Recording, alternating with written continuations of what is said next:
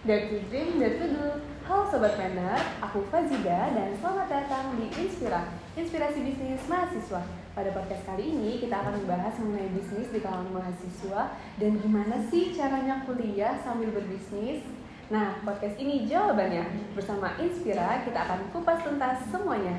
Nah Sobat Planner, kali ini aku nggak sendiri nih. Aku ditemani sama tamu yang sangat spesial. Pasti udah penasaran banget kan siapa tamu kita pada podcast kali ini? Sebelum ngobrol lebih lanjut, yuk kita sambut tamu kita pada podcast kali ini. Halo Kak, gimana kabarnya? Halo, alhamdulillah baik. Kamu gimana kabarnya? Alhamdulillah aku baik.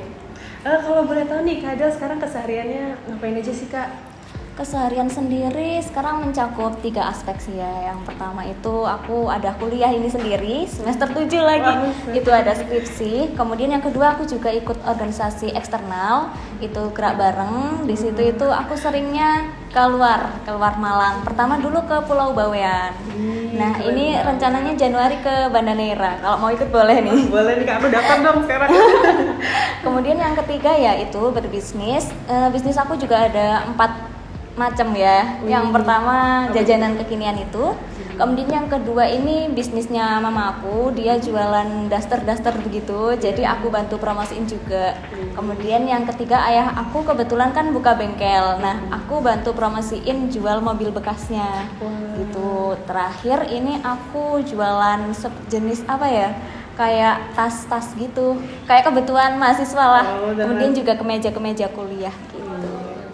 Kak, kan ngomong-ngomong tadi langsung kan aku kayak udah penasaran banget nih pengen tahu perjalanannya Kak Adel sampai lupa kayak mau perkenalan. Mungkin Kak Adel boleh kenalan dulu nih sama para planners.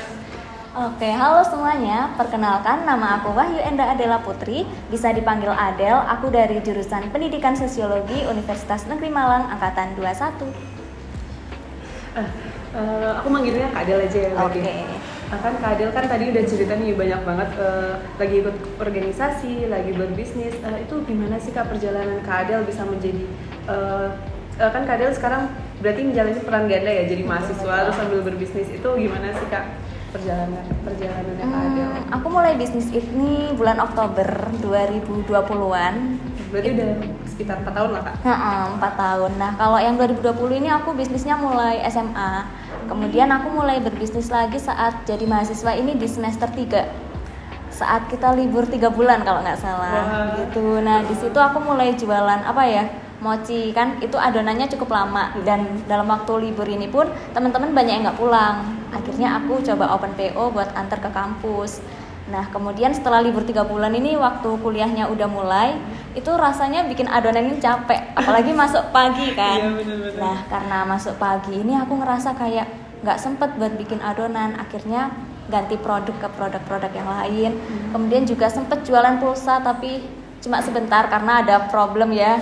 Kalau pulsa kan bayarnya online. Nah, kendala di pembayaran juga dari teman-teman aku sendiri. Kemudian akhirnya jualan tas-tas, kemeja buat mahasiswa, sama snack-snack kekinian yang mungkin lebih simpel buat dijual gitu. Seperti itu. Lalu kan Kak Adel kan banyak nih bisnisnya. Terus gimana sih Kak caranya buat biar balance gitu antara kuliahnya Kak Adel, apalagi sekarang sedang skripsian ya, terus sama bisnisnya Kak Adel tuh gimana sih Kak? Kalau bisnis aku sekarang ini menyesuaikan sama jam kuliah aku ya. Jadi karena seminggu kadang kuliah 1-2 kali, ya aku open PO H-1 itu.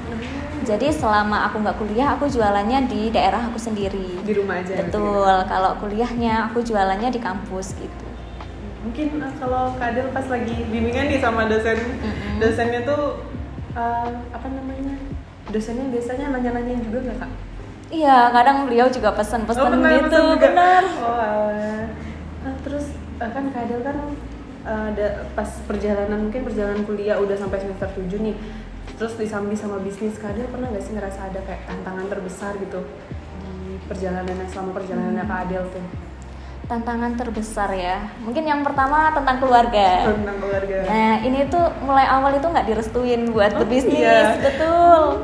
Mama aku dulu guru, jadi kayak aku dimasukin pendidikan ini biar jadi guru juga.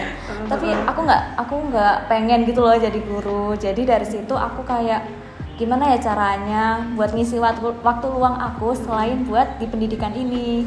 Kemudian aku juga suka jalan-jalan kan. Nah, ini biar apa ya, aku berpenghasilan tanpa pakai uang saku dari orang tua. Nah dari situ akhirnya aku berbisnis.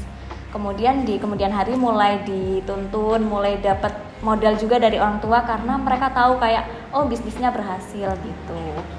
Kemudian untuk tantangan kedua ini apa ya? Bingung juga ini jelasinnya. Dari mental kita sih. Yang namanya pembisnis itu kalau masih merintis, kalau diomongin dikit aja yang nggak enak itu langsung kepikiran gitu. Kadang kayak diomongin misal ini produk kamu ini harusnya gini, kamu lo mahasiswa pendidikan masa jualan, itu aja kayak udah bikin down banget gitu. Jadi apalagi itu baru-baru kemarin ini ya, jadi langsung kepikiran gitu sampai sekarang. Kemudian yang ketiga itu disukain sama pelanggan kita sendiri. Oh iya. Iya, itu kayak bikin masalah banget sampai kayak dia beli banyak banget, aku layanin aja. Aku kira ya pembeli biasa ya. Sampai kemudian hari adalah momen dimana dia mengungkapkan itu langsung kayak wah gimana ini, terus shock banget. Akhirnya udah nggak jadi pelanggan lagi. Terus itu mempengaruhi pelanggan-pelangganku yang lain kayak dia ngasih omongan nggak enak atau gimana gitu. Terus kan Kak Adel kan dari tantangan. Terus misalnya kalau sekarang kita bahas tentang tekanan. Kalau itu tadi tekanan dari luar ya Kak ya. Terus kalau dari tekanan tugas kuliah nih Kak, itu gimana? Tekanan dari tugas kuliah terus tapi Kak Adel harus tetap berbisnis. Itu gimana Kak? Kalau tekanan dari situ sih mungkin banyak banget ya, apalagi mahasiswa semester akhir itu tugasnya makin meningkat juga. Tapi dari situ itu aku usahain supaya aku bisa manfaatin uang hasil bisnis aku buat kayak liburan sama teman-teman aku kayak gitu. Dari situ kayak ada kebanggaan tersendiri karena bisa manfaatin uang bisnis aku buat liburan gitu. Dari situ tekanan aku ngerasanya kayak semakin berkurang aja. Oh, berarti untuk mengurangi tekanan Kak Adel butuh hiburan, butuh Betul. healing ya gitu kayak kan kita tadi udah bahas tekanan sama tantangan ya. Terus Kak Adel nih pernah nggak kayak ada rasa ingin nyerah aja gitu dari tekanan yang udah dihadapin tadi, terus apa tugas kuliah juga yang kayak gitu. Terus Kak Adel ada nggak rasa kayak udah aku mau nyerah aja, aku mungkin mau kuliah aja atau sebaliknya aku mau bisnis aja gitu. Kalau nyerah enggak sih, tapi emang sempet juga pengen fokus di bisnis aja itu ya, kayak nggak pengen lah kuliah lagian nanti endingnya bakal disuruh jadi guru nih kayak gitu. Tapi dari situ pun aku kayak perlahan sadar kalau nggak dari kuliah aku nggak bakal dapet pelanggan mahasiswa, nggak dari kuliah nggak bakal main di kota juga kayak gitu-gitu. Terus nggak bakal tahu menu-menu yang kekinian-kekinian gitu. Akhirnya ya udah aku buat berjalan beriringan juga gitu. Berarti Kak Adel punya cara tersendiri ya biar nggak menyerah. Terus Kak kalau boleh tahu, kan Kak Adel kan pasti banyak tekanan terus pengen menyerah. Ada nggak alasan yang bikin Kak Adel untuk tetap bangkit gitu? Alasan tetap bangkit ya, mungkin ya pertama buat orang tua aku ya, karena mereka udah ngedukung dari awal juga. Yang awalnya nolak banget akhirnya ngedukung. Dari situ kayak aku pengen buktiin ke mereka aku nggak bakal berhenti di sini, aku bakal terus perjuangin ini gitu. Kemudian yang kedua kayak ada keinginan lah beli rumah gitu, jadi kayak ayolah bisa, harus tetap berjalan ini. Kemudian kuliahnya juga aku usahain tetap jalan karena itu juga keinginan mama aku, meskipun nanti endingnya nggak jadi guru ya, tapi ya harus dijalanin aja. Terus kalau boleh tahu nih Kak, kan tadi kan tetap lanjutin kuliah nih. Berarti Kak Adel nih tetap kalau boleh tahu cita-citanya Kak Adel mau jadi apa sih? Dari awal pengen jadi bos muda aja. Pengen jadi Kita pembisnis aja doain sih. ya semoga Kak Adel tercapai cita-citanya jadi bos muda di teman-teman. Amin. Kan Kak Adel pasti udah banyak pengalamannya nih. Aku boleh nanya nggak Kak, kayak tips manajemen waktunya Kak Adel untuk bagi semuanya, organisasi, terus kuliah, terus bisnis, itu gimana Kak? Bukan ke manajemen waktunya sih, aku lebih ke jalannya beriringan aja gitu. Jadi kalau di suatu hari ada kayak ketiganya ini harus dilaksanakan, aku usahain jalannya beriringan. Jadi ketika aku kuliah itu aku sambil jualan juga. Kemudian ketika aku organisasi pun aku juga membawa jualan aku gitu loh. Jadi sama-sama kayak saling mendukung. Kalau nggak ada salah satu pun aku nggak bakal bisa. Berarti tetap terjalan semua dan Betul. salah satu alasannya orang tua ya Kak. Benar. Terus untuk cara Kak Adel tetap menjaga semangatnya Kak Adel tuh gimana Kak? Kamu boleh tahu nggak?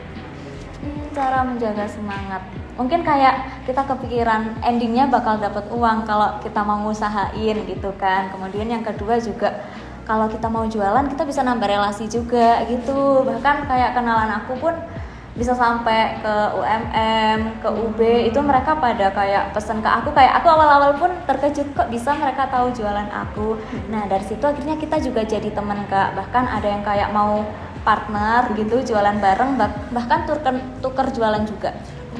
Berarti saling membantu lah gitu Kak ya? Benar. Tiba-tiba sih. Terus Kak, misalnya nih kan kita nih dikasih kesempatan ya kalau bisa memutar waktu, terus ada nggak sih Kak Adel yang pengen diubah tuh dari misalnya kalau ya waktunya diputar kembali gitu, apa yang ingin Kak Adel ubah gitu? Yang pengen aku ubah fokus aku sih, kayak harusnya sejak awal aku fokusnya di dunia bisnis. Bahkan dari segi kuliah pun kalau bisa jurusannya di bisnis, biar aku paham lebih dalam juga kan tentang untung rugi dan lain sebagainya. Kemudian kalau bisa bisnis aku ini fokus di satu hal aja gitu loh Kak. Gitu. Soalnya meskipun semua aku itu udah ada IG-nya masing-masing, mereka itu kadang menghubunginya itu ke IG asli aku sendiri. Tetap ke PC gitu Kak ya. Dari situ aku bingung kayak ini mereka ini gimana ya, pesennya yang apa ya, kayak harus ditanyain dulu ini produk apa yang mau dicari gitu. Jadi aku pengennya fokus ke satu aja. Kalau nggak tahu satunya tuh apa? Mungkin udah ada gambaran gitu. Aku pengen fokus ke satu, mungkin ke snack kekinian atau kadang mau ke hal lain, ke fashion gitu. Kayaknya ke snack kekinian aja sih. Soalnya itu yang udah berjalan paling lama juga. Nah, cukup banyak cerita dan tips yang sudah diberikan Kak Adel sebagai tamu spesial kita hari ini, yang semoga bisa menjadi inspirasi dan motivasi bagi para planners yang sedang merintis bisnis di tengah kesibukan kuliah ini. Nah, sebelum aku akhiri, mungkin Kak Adel bisa memberikan closing statement-nya kepada para planners yang sedang merintis bisnis di tengah kesibukan kuliah ini. Silakan Kak Adel. Mungkin kalau dari aku pesennya, meskipun usaha kita kecil, setidaknya kita itu bosnya. Jadi kayak kita bisa menyesuaikan juga penghasilan kita, usaha kita, bisnis kita, itu tergantung mood kita. Jadi kayak nggak ada lah kita diatur-atur orang lain. Jadi selagi kita mau, kita pasti bisa. Terima kasih banyak Kak Adel atas Sama-sama. waktu dan ilmu yang sudah disampaikan. Pokoknya kuncinya kita harus jadi bos ya teman-teman. Itu buat para planners. Nah, para planners, sebelum aku tutup, jangan lupa terus dengarkan podcast Inspira. Aku Fazida, Dare to Dream, Dare to Do. Tetap semangat dan salam sukses. Bye-bye.